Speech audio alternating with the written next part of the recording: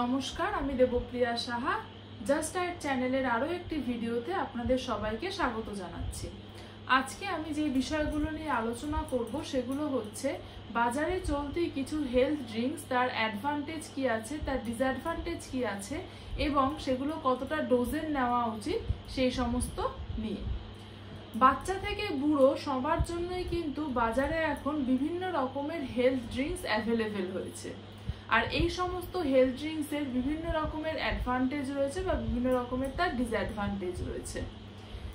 যেরকম উদাহরণস্বরূপ বলা যেতে পারে, যদি কারোর কোনো রকমের কোমরবিডিটিস না থাকে, যদি সে নর্মাল সুস্থ মানুষ হয়ে থাকেন, তার জন্য এক রকমের ফর্মুলা আছে। যারা ডায়াবেটিক রয়েছেন তাদের জন্য এক রকমের ফর্মুলা ডিজাইন করা হয়ে থাকে। যারা রেনাল পেশেন্ট বা কিডনির সমস্যায় ভুগছেন তাদের জন্য এক রকমের ফর্মুলাকে ডিজাইন করা হয়। যারা নাকি লিভারের সমস্যায় ভুগছেন তাদের জন্য হেপাটো যে সাপ্লিমেন্টসগুলো রয়েছে সেই সমস্ত সাপ্লিমেন্টসগুলো তাদের জন্য মেনলি স্পেশালি আর কি ডিজাইন করা হয়ে থাকে। তো এই সমস্ত সাপ্লিমেন্টসগুলো কোনটা কার জন্য দরকার, সেটা কতটা পরিমাণে নিতে হবে, এইটা জানাটা কিন্তু খুবই ইম্পর্টেন্ট। কারণ যদি সে সমস্তগুলো কম বা বেশি পরিমাণে নেওয়া হয়ে থাকে সেক্ষেত্রে কিন্তু একটু সমস্যার সৃষ্টি হতে পারে। তাহলে চলুন শুরু করা যাক। আমরা অ্যাডভান্টেজ দিয়ে শুরু করব। কি কি অ্যাডভান্টেজ এই হেলথ ড্রিঙ্কসগুলোর মধ্যে রয়েছে?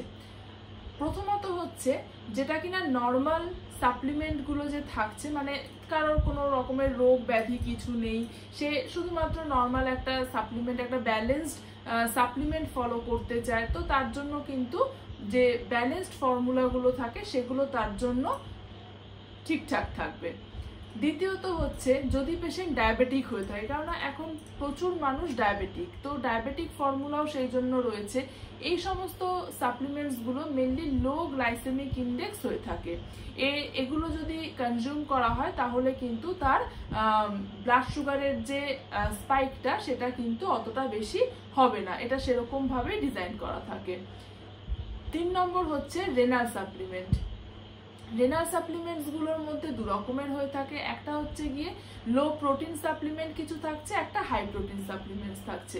কারণ রেনাল পেশেন্টদেরও যাদের নাকি ডায়ালিসিস শুরু হয়নি তাদের জন্য এক রকমের সাপ্লিমেন্টস থাকবে, তাদের কিছুটা প্রোটিন রেস্ট্রিকশনস থাকবে, সেই অনুযায়ী তাদেরকে সাপ্লিমেন্টসগুলো দেওয়া হবে বা এই হেলথ ড্রিঙ্কসগুলো সমস্ত দেওয়া হবে। বা যাদের নাকি ডায়ালিসিস শুরু হয়ে গেছে তাদের প্রোটিনের রিকোয়ারমেন্ট একটু হায়ার সাইডে থাকবে, তো সেক্ষেত্রেও তাদের কিন্তু একটু হাই প্রোটিন কিছু ফর্মুলা তাদেরকে দিতে হবে। তাছাড়া কিন্তু তাদের মাসেল ওয়েস্টিং হতে শুরু করবে, তারা উইক হয়ে পড়বেন, এই সমস্ত জিনিসগুলো হতে পারে।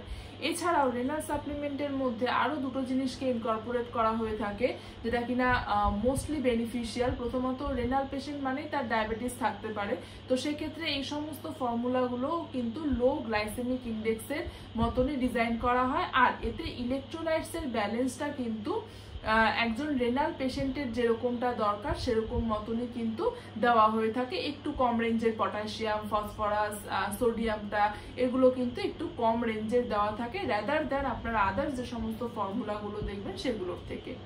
4 নম্বর হচ্ছে যেগুলো নাকি হেপাটো সাপ্লিমেন্টস, মানে যদি কারো লিভারের সমস্যা হয়ে থাকে তাহলে কিন্তু SGPT, SGOT, total bilirubin count এগুলোকে কিন্তু এই ফর্মুলাগুলো খুব ভালোভাবে হ্যান্ডেল করে।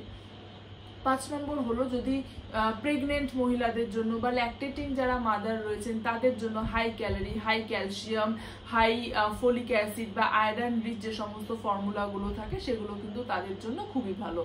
এছাড়াও আছে বাচ্চাদের জন্য যে সমস্ত ফর্মুলাগুলো থাকে ইপিএ আর ডিএইচ এ সমৃদ্ধ হয়ে থাকে, কারণ বাচ্চাদের ব্রেন ডেভেলপমেন্টের জন্য কিন্তু এই ইপিএ এবং ডিএইচ এটা কিন্তু খুব ভালোভাবে দরকার হয়ে থাকে।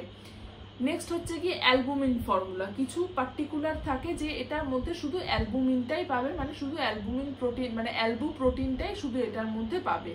এটা কিন্তু ভেজিটেরিয়ান পেশেন্ট যারা আছে তাদের জন্য ঠিক নয়, এটা হচ্ছে নন ভেজিটেরিয়ান যারা আছে তাদের জন্য, কারণ অ্যালবুমিনটা হচ্ছে এগ প্রোটিন দিয়েই তৈরি করা হয়ে থাকে। তো ভেজিটেরিয়ান যারা আছেন তারা কিন্তু এটা একটু দেখে শুনে নেবেন, তারা নিতে পারবেন না। আর যদি আপনারা মনে করেন যে না আমরা অ্যালবুমিনটা কারেকশনের জন্য নেব অ্যালবু প্রোটিনটা, তাহলে আপনারা নিতেই পারেন, অসুবিধা নেই। আর সে যদি কারোর অ্যালবুমিন কমে গিয়ে থাকে তো ডায়েটে তাদের এগ হোয়াইট অ্যাড করার সাথে সাথে কিন্তু আমরা এই প্রোটিনটাও কিন্তু মানে এই অ্যালবুমিনের যে সাপ্লিমেন্টটা সেটাও কিন্তু আমরা কিছুটা পরিমাণে দিতে হয়, কারণ অ্যালবুমিনটা তাড়াতাড়ি করে বাড়িয়ে তোলাটা কিন্তু খুব দরকার। তাছাড়া যদি দীর্ঘদিন ধরে অ্যালবুমিনটা কম থেকে থাকে শরীরে তাহলে কিন্তু একটা ইনফেকশনের চান্স বডিতে থাকতে পারে, ইমিউনিটি অনেকটা কমে গিয়ে থাকে, তো ইনফেকশনের চান্স একটু বেশি হয়ে থাকে।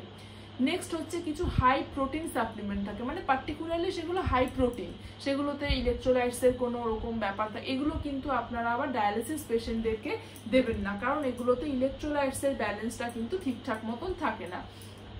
এগুলো মেনলি হচ্ছে যারা ক্যান্সার পেশেন্ট আছে, যারা অনেকদিন ধরে আইসিইউতে বা আইটিইউতে ভর্তি রয়েছেন, যারা ম্যালনারিশড হয়ে পড়ছেন, যাদের খুব মাসেল লস হচ্ছে, তারা শুধু ওয়েট গেইন করতে চাইছেন, তাদের ক্ষেত্রে এই হাই প্রোটিন সাপ্লিমেন্টগুলো দেওয়া যেতে পারে।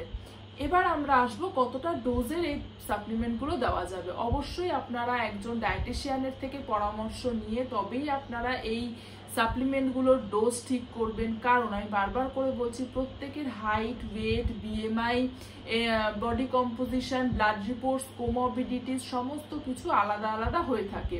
তো সেক্ষেত্রে সেইগুলো সমস্ত দেখে নিয়ে ক্যালকুলেট করে একজন ডায়েটিশিয়ানই আপনাকে এই সাপ্লিমেন্টগুলোর ডোজটা নির্ধারণ করে দেবেন। যদি আপনারা এই সাপ্লিমেন্টগুলোর ডোজ কিছু কম বেশি নিয়ে থাকেন, যদি কম হয়ে থাকে তাহলে কোনো কাজ করবে না, আর যদি বেশি নিয়ে থাকেন তাহলে কিন্তু তার অ্যাডভার্স এফেক্ট শুরু হয়ে যেতে পারে। তো অবশ্যই করে একজন ডায়েটিশিয়ানের সাথে পরামর্শ নিয়েই তবেই আপনারা এইগুলোতে কতটা পরিমাণের কি নেবেন সেগুলো নেওয়া যেতে পারে। আর হ্যাঁ, এগুলো নিতে হয় এই কারণে, কারণ অনেক খাবারে অনেক কিছু রেস্ট্রিকশনস থাকে, যেগুলো নাকি মেডিসিনাল সাপ্লিমেন্ট আমি বললাম, এগুলো আমরাও দিয়ে থাকি পেশেন্টকে কিছু, কারণ অনেক ক্ষেত্রে অনেক রকম খাবারের রেস্ট্রিকশন যেহেতু থেকে থাকে, তো ক্যালোরিটা ঠিকঠাক করে মিট আপ করানোর তার রিকোয়ারমেন্ট অনুযায়ী সম্ভব হয়ে ওঠে না, তার হাইট ওয়েট অনুযায়ী। তো সেক্ষেত্রে পেশেন্টদেরকে এটাই দিতে হয় যে তারা যাতে দুর্বল হয়ে না পড়ে, তাদের যাতে প্রোটিন এনার্জি ওয়েস্টিং না হয়, তাদের যাতে ওয়েট লস হতে শুরু না করে।